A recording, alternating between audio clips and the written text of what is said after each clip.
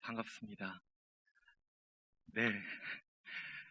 오늘 부산에 내려오면서 또 우리 동강교회 방문하면서 우리 귀하신 우리 담임 목사님, 또 장로님, 또 성도님들의 환대를 받아서 참 감사한 마음이 있습니다. 또 우리 주의 몸된 교회를 이루시는 우리 귀한 성도님들과 함께 또 예배를 드리게 되어서 큰 기쁨이 있고 참 감사합니다.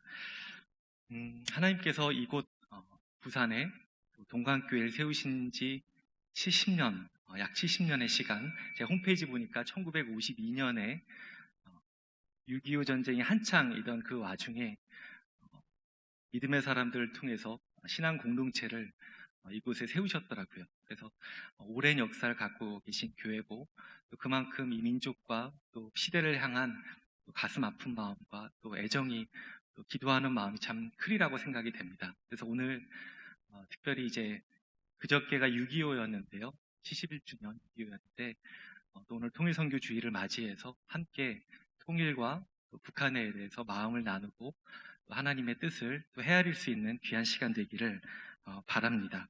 바라기는 오늘 이 시간 하나님께 예배 드릴 때 하나님의 음성이, 하나님의 말씀이 우리 가운데 선명하게 들려지고 또 우리 각자는 하나님 앞에 귀한 결단과 또 마음의 기도를 올려드릴 수 있는 시간 되면 좋겠습니다. 오늘 이 시간에는 사도행전의 말씀에 대해서 같이 나누고 싶습니다. 사도행전은 성경에 보면 요한복음 바로 다음에 나와 있습니다. 그런데 실제로는 사도행전은 요한복음이 아니라 누가복음과 같이 한 세트입니다. 그죠? 그래서 누가라는 한 저자가 누가복음과 사도행전을 같이 써내려갔습니다. 그래서 별명이 있는데 누가행전 이런 이제 별명을 붙이기도 합니다. 이 누가복음과 사도행전을 관통하는 여러 가지 주제들이 있는데 그 중요한 주제들 중에 하나가 바로 오늘 제가 여러분과 함께 나누고 싶은 제목, 주제이기도 합니다. 오늘 한번 좀 따라해 보시겠습니까? 막을 수 없는 하나님의 말씀. 네. 하나님의 말씀은 막을 수 없다. 이게 무슨 의미일까요? 하나님의 말씀은 생명력이 있다는 것입니다. 하나님의 말씀은 생명력이 있어서 결코 한 곳에 갇혀져 있지 않다는 것입니다. 얼핏 보면 아주 당연한 말 같습니다. 그런데 실제로는 그렇지 않습니다. 오히려 매우 논쟁적인 선언입니다.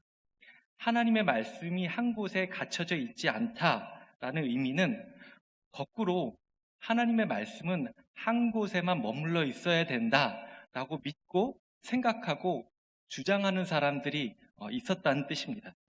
이게 무슨 말일까요? 유대인들은 하나님이 자기들만의 하나님이라고 믿었습니다. 하나님은 예루살렘 성전에만 계시다고 믿었습니다. 우리 민족만 복 주시는 하나님이라고 그렇게 생각을 했습니다. 하나님에 대한 독점적인 소유권을 주장했던 거죠. 근데 누가가 얘기하고 있는 것은 무엇이냐면 그렇지 않다는 것입니다.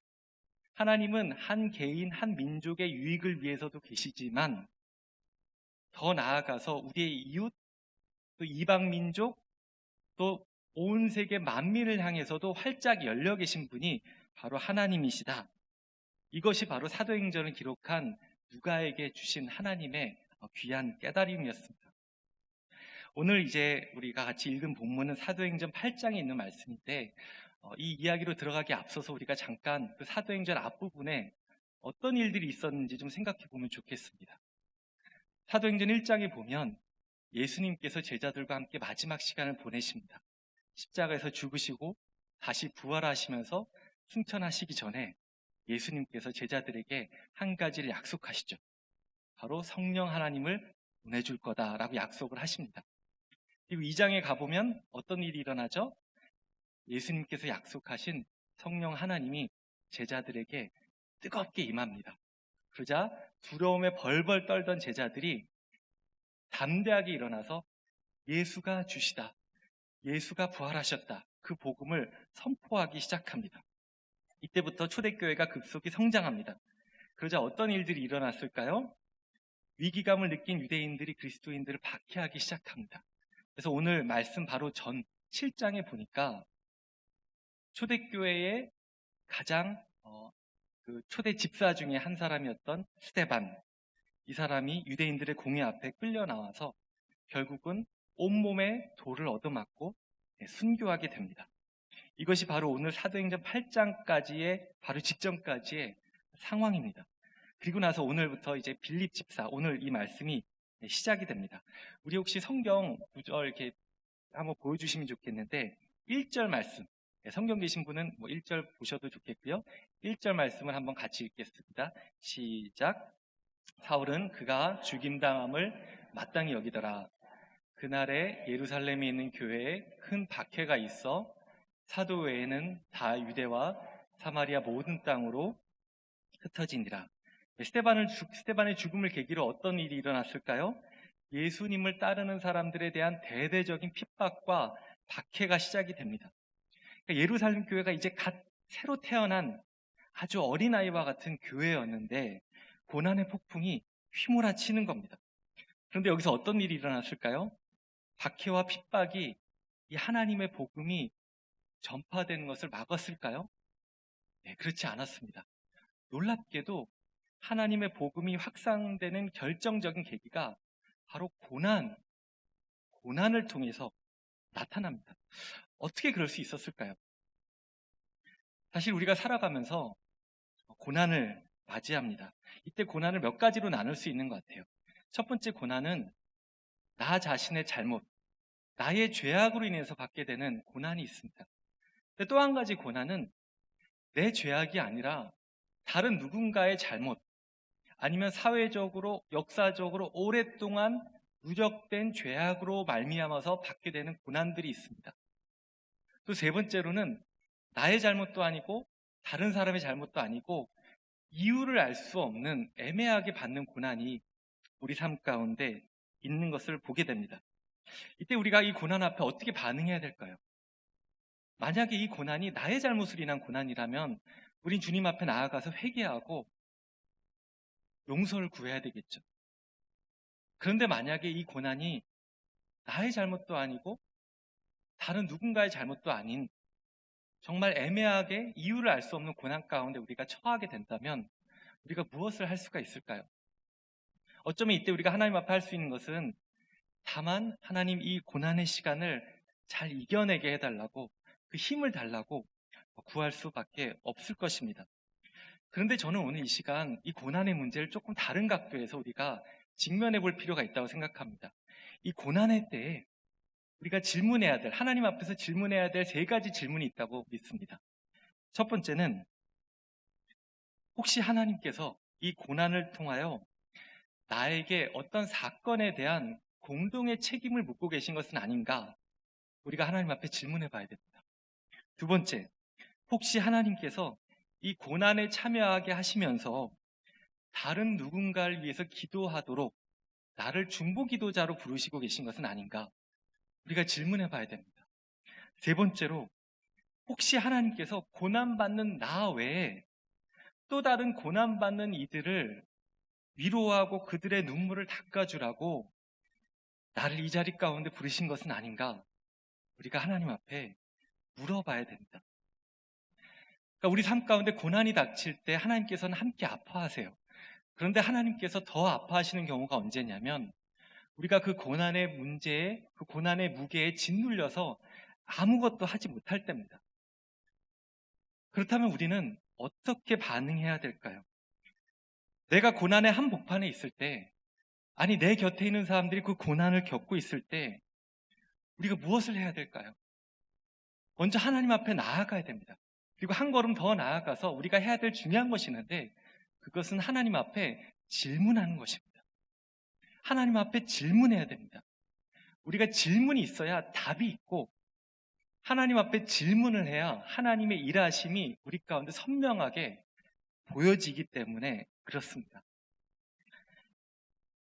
여기 이제 젊은 분들도 몇 분 계시는데 제 대학 시절 때 이야기를 간단히 나누고 싶습니다. 제가 대학교 다닐 때 제 삶에 가장 큰 화두가 있었다면 그것은 내가 무엇을 하면서 살아야 될까라는 지극히 평범하지만 또 저 자신에게 있어서는 너무나 절실하고 중요한 질문이 있었습니다. 그러다 대학교 3학년 때 여름방학이었는데요. 제 가장 친한 친구가 자기가 공부하는 그 당시 그 친구는 이제 북한 관련해서 공부했거든요. 북한 대학원 대학교에서 교수님들과 함께 조중접경 지역 답사를 간다. 같이 가자 이러더라고요. 조중접경 지역이 어디냐면 북한을 북조선이라고 하잖아요. 그래서 북조선, 북한과 중국의 접경지대 거기 여행을 같이 가자는 것이었습니다. 그래서 중국행 비행기를 덜컥 타게 됐습니다. 그리고 백두산과 연길과 두만강의 여러 이제 도시들을 돌아보게 되었습니다. 오랜 시간 이제 제가 버스를 타게 되었는데요. 그때 하나님 앞에 계속 이제 질문을 했던 게 하나님 제가 무엇을 하면 좋겠습니까? 제가 어떤 일을 해야 될까요? 그러면서 하나님 앞에 제가 질문했던 게 하나님 제가 가장 잘할 수 있는 일이 무엇입니까? 제 안에 그런 마음이 있었던 것 같아요. 이왕 할 거면 잘하고 싶고 이왕 할 거면 성공하고 싶은데 하나님 제가 제일 잘할 수 있는 일이 무엇인지 알려주세요. 이거 잘하지 못할 바에는 차라리 안 할래요. 이렇게 하나님 앞에 배짱을 부렸습니다. 긴 시간 버스를 타고 여행하면서 어느 순간 하나님께서 제 질문을 바꾸기 시작하시더라고요. 하나님, 제가 어떤 일을 하면 가장 잘할 수 있겠습니까? 라고 질문했었는데 기도를 어떻게 바꾸셨냐면 하나님, 제가 할 수 있는 가장 가치 있는 일이 무엇일까요? 이렇게 제 기도를 바꾸시더라고요. 근데 이 질문을 바꾸기 시작한 것이 제 인생 가운데 아주 큰 전환점이 되었습니다. 질문이 바뀌니까요, 제 눈앞에 보이는 현실이 달라 보이기 시작한 겁니다. 처음 한 주간은 교수님들과 같이 여행을 다니는 공식 여행이었습니다. 그러다가 한 주가 끝나고 다른 팀은 다 돌아가고 저와 제 친구 단둘이서 중국의 더 깊은 내륙으로 들어가 보자 결정을 했습니다. 제 친구가 여름마다 몇 번 대학부에서 선교 여행을 갔던 그 지역으로 가게 됐습니다. 바로 흑룡강성에 있는 목단강이라는 작은 도시였습니다. 저희가 그곳으로 갔더니 이제 연락을 받고 조선족 교회 집사님들이 몇 시간 동안 운전해서 저희를 데리러 나오셨어요. 그리고 교회에 데리고 갔습니다. 조선족 교회 분들 중에서는 이제 교회 안에는 목회자가 없는 교회들이 많습니다. 그래서 대학생, 저희는 신학생도 아니고 목회자도 아니었는데 그냥 일반 대학생이었던 저희에게 설교를 부탁하는 겁니다. 제 친구가 얼떨결에 설교를 하게 되었습니다. 설교가 끝나고 나서 예배 이제 마치고 나서 신방을 부탁하는 겁니다. 대학생인 저희가 이제 마을을 가면서 집집마다 들려서 신방을 하기 시작했습니다. 그러다가 아주 누추하고 허름한 한 집에 들어가게 됐는데 그 집에 들어가니까 아버지와 딸, 북한을 탈출해서 숨어 살고 있는 우리 탈북하신 부녀를 만나게 되었습니다. 아버지는 아마 학교에서 계셨던 분인 것 같고 딸은 병원에서 일했던 분인 것 같은데 중국에 나와서 공장에서 일하다가 딸이 사고를 당한 거예요. 그래서 이마가 이만큼이 쑥 함몰이 됐더라고요. 몸을 아무것도 움직이지 못하고 그냥 누워있는 그 상황 가운데 접하게 된 겁니다. 이분들 위해서 무엇을 할 수 있을까? 근데 할 수 있는 게 아무것도 없더라고요. 제가 대학교 때 사회학을 전공했거든요. 그래서 늘 저와 제 친구들의 고민은 어떻게 이 사회를 변혁시킬 건가? 어떻게 개혁시킬 건가? 어떻게 구조를 바꿀 건가? 이런 야심만만한 거대 담론을 얘기했었는데 막상 고통을 받고 있는 이 중국의 시골에 숨어 살고 있는 이분들 앞에서 할 수 있는 게 아무것도 없고 너무나 무력하더라고요. 저희가 그때 했던 것은 성경책을 펴서 하나님의 말씀을 나누고 그분들이 다 거칠어져서 딱딱한 손을 붙잡고 같이 기도하는데요. 같이 기도하는데 제 평생 처음으로 이렇게 펑펑 울었습니다. 하나님께서 제 안에 가슴 찢어질 듯이 너무나 아픈 마음을 주셨어요. 오랫동안 그분들 위해서 기도하고 그 집을 문을 나섰는데 그때 하나님께서 저에게 주셨던 마음이 바로 이 마음이었습니다. 의여가 네가 할 수 있는 가장 가치 있는 일이 바로 이것이란다. 고통받고 눈물 짓고 있는 사람들, 그들과 함께 하나님의 말씀을 나누고 그들을 위로하고 그들의 눈물을 닦아주는 것이란다. 저에게는 제가 하나님 앞에서 오랜 기간 동안 기도했던 저의 기도의 응답으로 다가왔습니다. 제가 목회자로 삶의 방향을 결정하게 된 아주 중요한 계기가 되었습니다. 사실 이때까지만 해도 북한 선교 쪽으로는 제가 생각을 하지 못했어요. 다른 또 여러 가지 과정들이 있었는데 저에게 이때 새롭게 하나님께서 주셨던 마음이 이거였습니다. 그 전까지는 내가 누구보다도 더 잘할 수 있는 길, 내가 성공할 수 있는 일을 찾기 원했는데 하나님께서 이 마음을 새롭게 변화시켜 주시니까 이제는 아무도 인정해 주지 않을지언정 내가 평생 동안 시골에서 아무도 알아주지 않는 어떤 사역을 할지언정 하나님 앞에서 내가 가장 가치 있는 일을 해나갈 수 있다면 하나님의 마음에 합한 모습으로 내가 어느 자리에든 서 있을 수 있다면 그것으로 충분하구나. 하나님께서 그것을 기뻐하시는구나. 그러니까 제 안에 있었던 큰 부담감들을 내려놓고 하나님의 평안이 다가오는 것을 경험하게 되었습니다. 하나님께서 저의 질문을 바꿔주시니까 눈앞의 현실도 그것을 바라보는 관점도 바뀌게 되었던 것을 보게 됩니다. 여러분, 우리가 살아가면서 하나님 앞에 질문하는 것이 너무나 중요합니다. 특별히 고난의 현장, 고난받는 이들 곁에 서서 우리가 하나님 앞에 간절한 기도의 질문을 올려드리는 것이 너무나 중요합니다. 바로 그럴 때 하나님께서 전혀 예측하지 못했던 방식으로 우리의 삶을 이끌어가기 시작하시고 우리에게 말씀하기 시작합니다. 이것이 바로 오늘 성경 우리가 읽었던 사도행전에 우리 초대교회 믿음의 선배들이 경험했던 것이었습니다.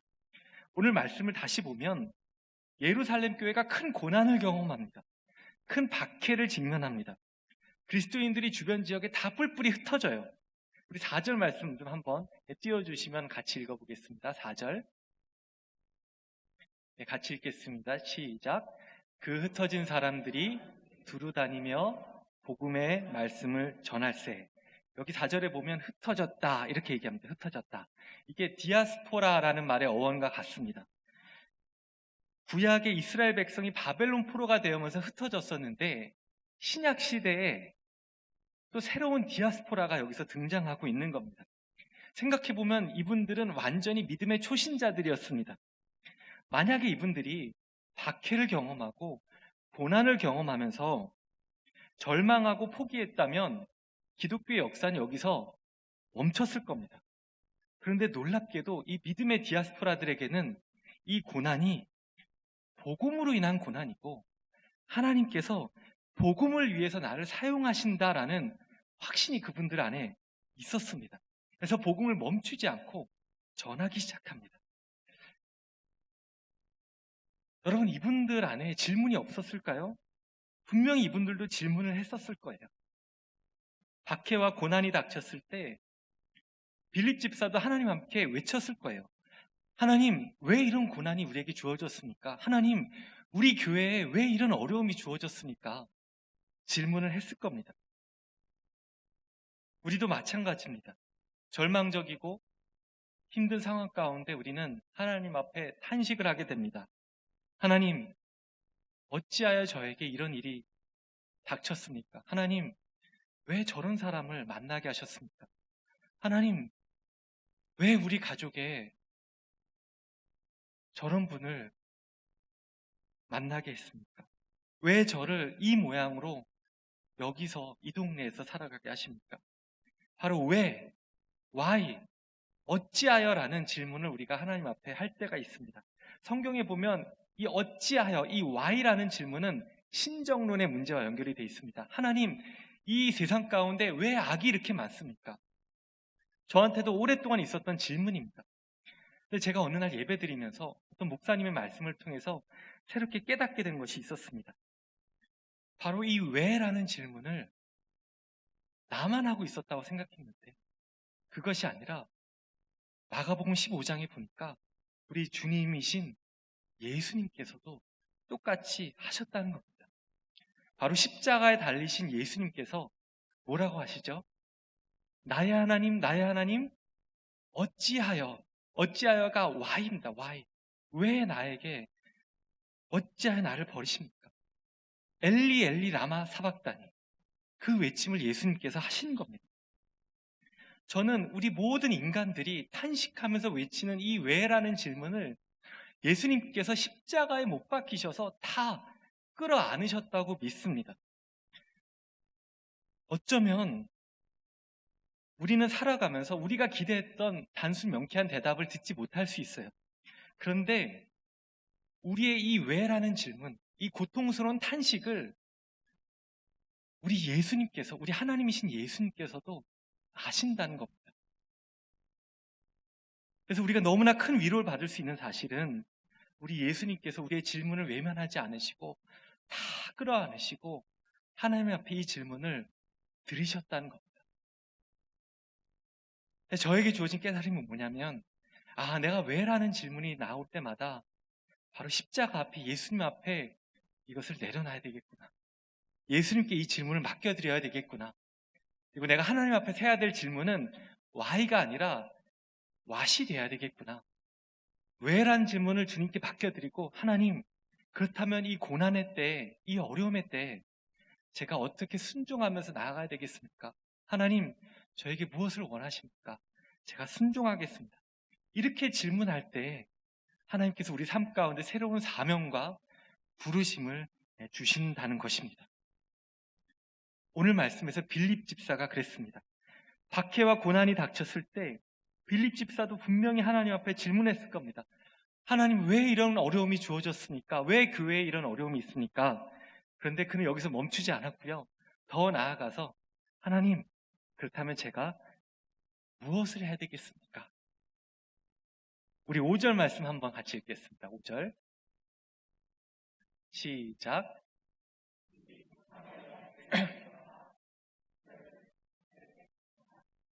네, 여기서 등장하는 빌립은 예수님의 12제자 중에 빌립이 아니고요. 초대교회 7집사 중에 빌립 집사였습니다. 이 사마리아 성에 내려갔다고 나옵니다. 빌립이. 이 사마리아 성은 역사적으로 봤을 때 주전 8세기에 아세르 제국에 멸망당했던 북이스라엘의 수도였습니다.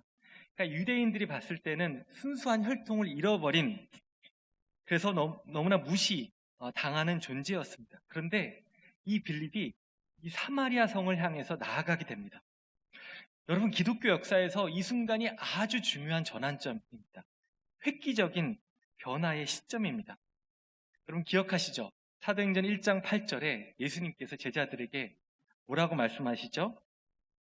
오직 성령이 너희에게 임하시면 너희가 권능을 받고 예루살렘과 온 유대와, 그 다음에 뭐죠? 사마리아와 땅끝까지 이르러 내 증인이 되리라 라고 예수님이 말씀하셨었거든요. 제자들은 처음에 이 얘기를 들었을 때 무슨 의미인지 몰랐을 겁니다.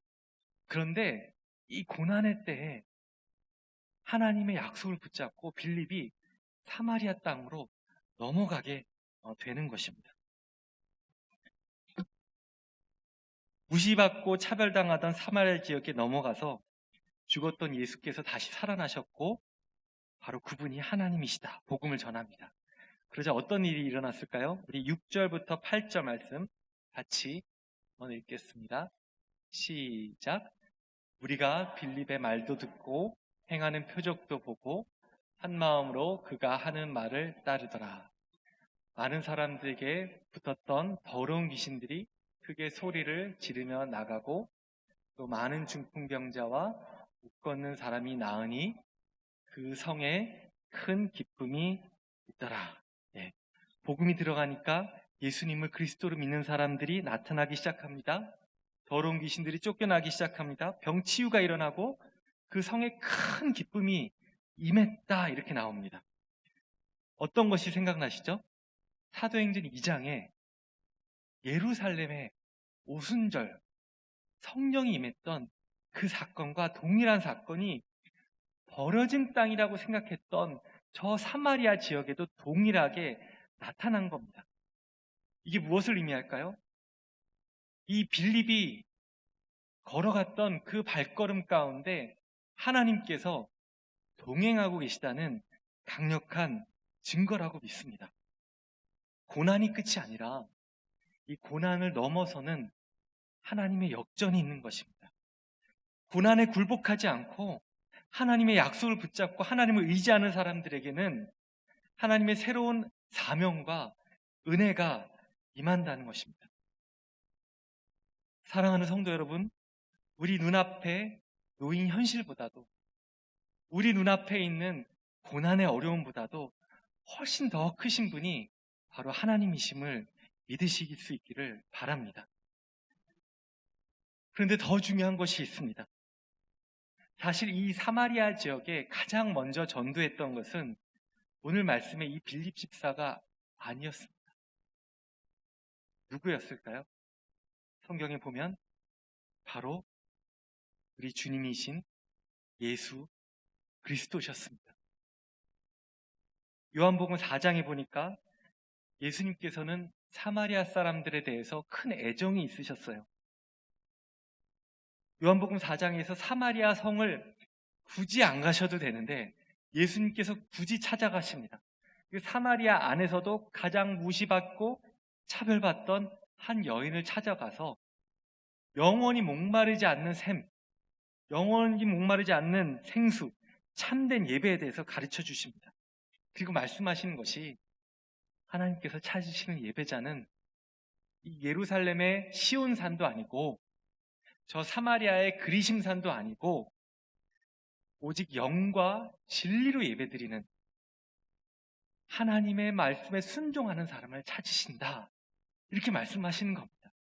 인간이 만들었던 모든 지역적인 차별, 남녀의 차별, 모든 신분적인 차별을 다 타파하시고 하나님은 영과 진리로 예배드린 자를 찾는다. 그 말씀을 사마리아에 가서 하신 겁니다.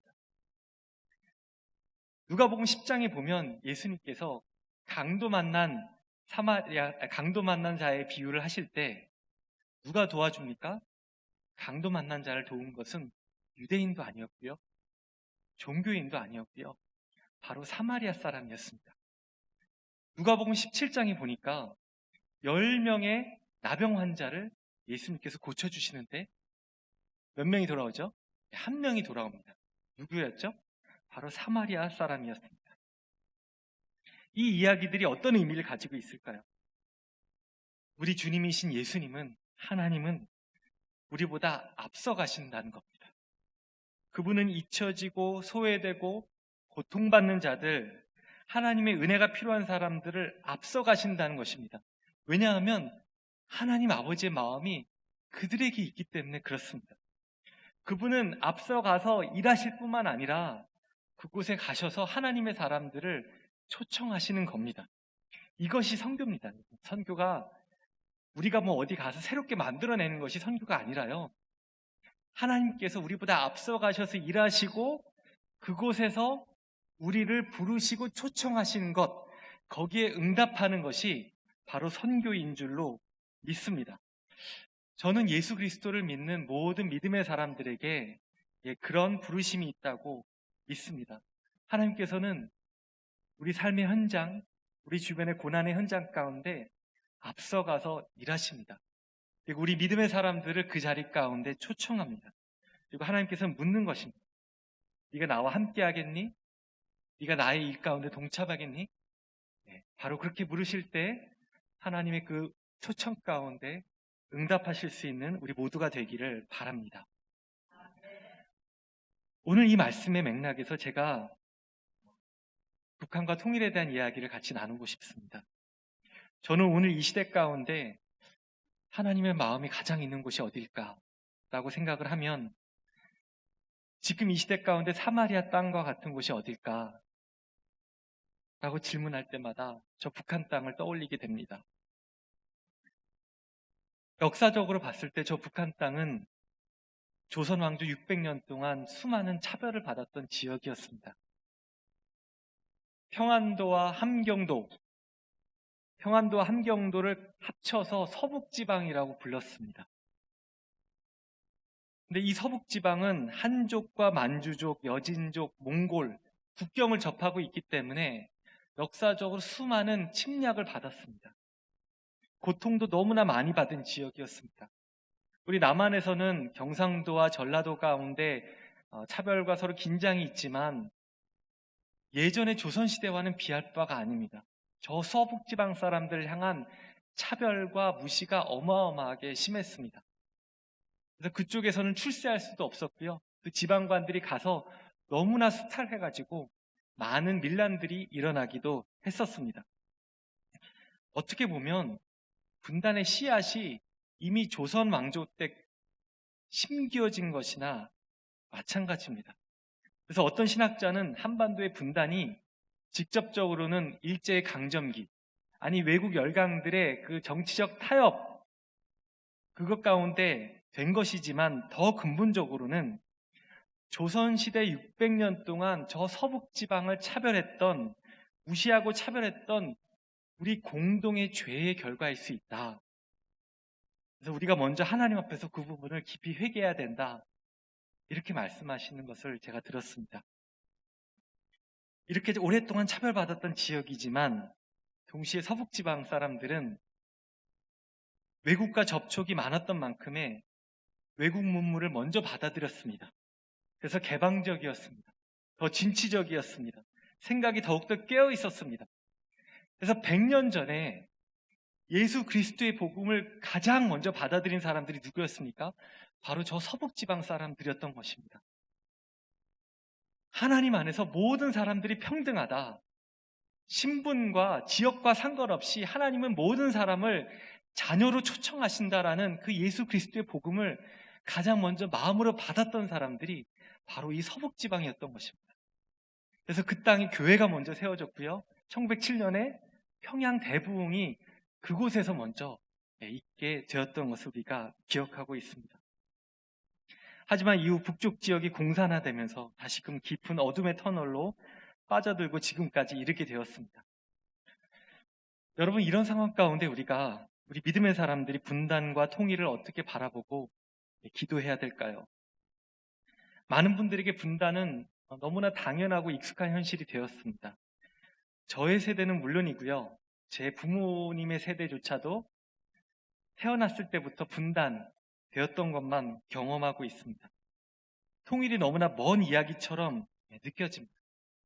우리 믿음의 사람들이 놓쳐서 안 되는 것이 있는데 그것이 무엇이냐면 우리 하나님께서, 우리 삼위일체 하나님께서 온 역사를 관통하시면서 일하시는 역사의 주인이시라는 겁니다. 그리고 하나님은 우리보다 앞서 일하시는 분이시라는 겁니다. 하나님은 우리보다 앞서서 저 북녘 땅 가운데 이미 앞서서 일하고 계십니다. 이 한반도의 통일을 위해서 일하고 계십니다.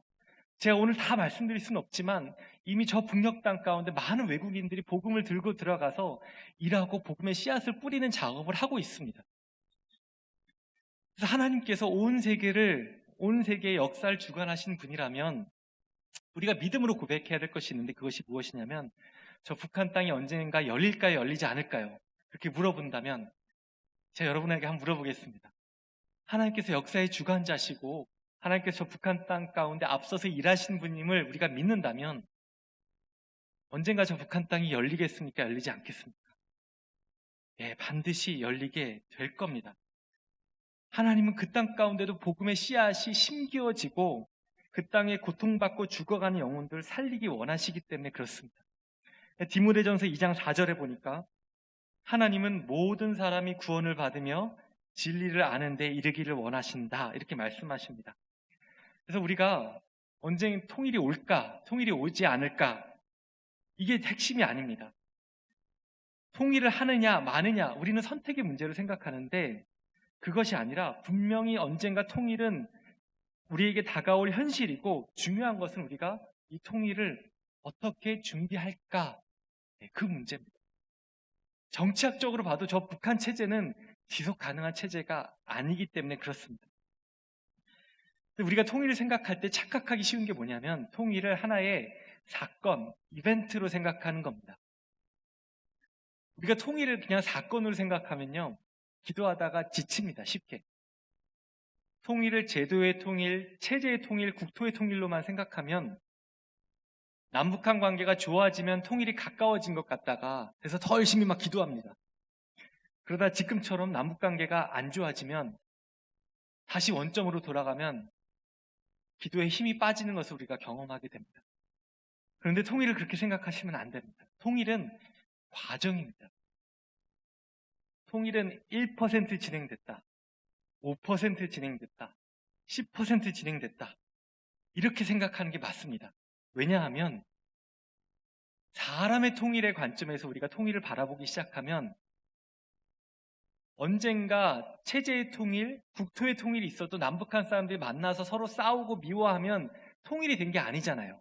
그러니까 온전한 통일의 모습은 사람의 통일이 있을 때, 남한과 북한 사람들이 서로 더불어 살 수 있는 통일이 가장 온전한 모습이라고 한다면, 지금도 다 눈에 보이진 않지만 천천히 통일은 진행이 되고 있는 겁니다. 그 증거가 뭔지 아십니까? 바로 이 땅에 하나님께서 보내주신 탈북민들, 북한 이탈 주민들입니다. 그 사람들을 통해서 사람의 통일을 하나님은 지금도 진행시키고 계시는 겁니다. 1%, 2%, 이분들을 통해서 북한 문화를 이해하고 북한 사람을 이해하게 하시는 겁니다. 우리가 통일을 이 관점으로 봐야 기도할 때 우리의 기도가 더 힘있게 나아갈 수가 있게 되는 것입니다. 저는 오늘 말씀에서 본 것처럼 이 사마리아 사람들이 누구일까라고 생각을 해보면 저 북한 땅을 탈출해서 한국에 온 탈북민들이라고 생각을 합니다. 저는 몇 년 전에 그 하나원이라고 통일부 산하 기관, 한국에 오신 탈북하신 분들을 정착 교육받는 그 시설이 있는데, 그 안에서 제가 이분들과 함께 예배를 드리고 대부분의 분들에게는 난생 처음 만나는 목사였습니다. 이분들에게 복음을 처음 전하는 그 일을 제가 감당을 했었습니다. 근데 제가 이분들과 같이 있어 보니까요, 이분들이 한국 사회에 적응하는 게 정말 쉽지가 않습니다. 이분들이 대부분 다 추운 겨울 두만강, 얼어있는 두만강을 건너서 한국까지 겨우겨우 목숨을 걸고 왔는데 행복하지가 않은 겁니다. 어떤 분은 만나보니까 탈북했다가 무려 4번이나 강제 북송을 당했다가 한국에 온 겁니다. 처음에 중국으로 탈출했다가 인신매매 당해서 중국 한족 노인에게 팔려갔다가 다시 북송이 된 겁니다. 강제 노동하다가 다시 탈출하고 또 공안에게 잡혀서 다시 북송당하고, 이걸 4번 한 다음에 한국까지 오게 된 겁니다. 너무나 간절하게 오고 싶었던 한국 땅에까지 왔는데 행복하지가 않은 겁니다. 목숨 걸고 찾아온 남한 땅이 너무나 살기가 힘든 겁니다.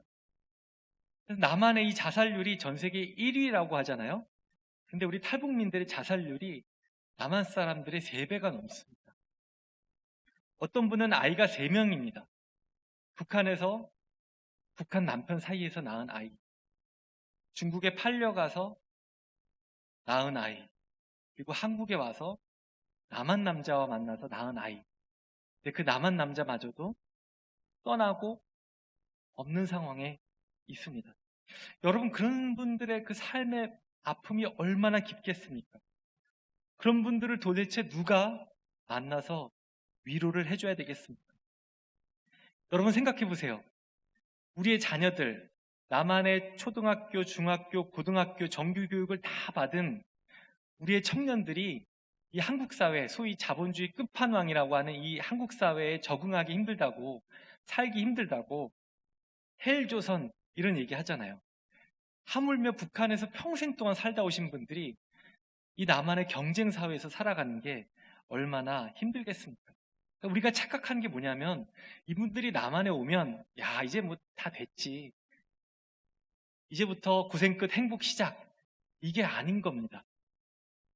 결국 이분들에게 제일 필요한 게 뭐냐면 사랑입니다. 사랑. 제가 보니까.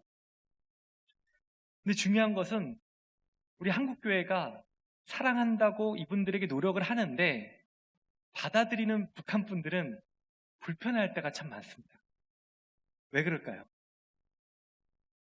우리 남한 성도들이 주는 사랑이 일방적인 사랑이어서 그럴 때가 많습니다. 내가 뭔가 위에서 아랫사람들에게 베푸는 사랑, 뭔가 시혜적인 사랑이어서 그럴 때가 많습니다. 근데 그런 식으로 하면 안 됩니다. 북한 분들에게 필요한 사랑은 수평적인 사랑입니다. 친구가 되는 사랑입니다. 내가 뭔가 북한 사람들한테 나눠줄 때 나에게 차고 넘쳐서 필요 없으니까 하나 주는 것. 야, 이 정도만 받아도 너는 감지덕지하지. 이렇게 주시면 안 되고요. 내가 나의 자녀들에게 주고 싶은 것, 그것을 주는 것이 진짜 사랑해서 주는 거죠. 그래서 어떤 분은 이 선교라는 단어를 한자로 이렇게 바꾸시더라고요. 선교가 원래 한자로 베풀선 가르칠 교, 베풀선 가르칠 교 이렇게 쓰거든요, 한자로. 근데 그걸 뭐라고 바꾸셨냐면 먼저 선 사귈 교. 다시요. 먼저 선 사귈 교.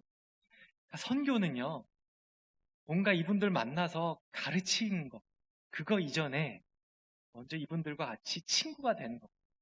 수평적인 눈높이, 그 안에서 만나가는 것. 그것이 중요하다고 봅니다. 그러니까 이분들의 삶의 여러 가지 모습 가운데 우리가 윤리와 도덕의 잣대로 바라보시면 안 되고요. 하나님 아버지의 마음으로 이분들을 품어 안으셔야 됩니다.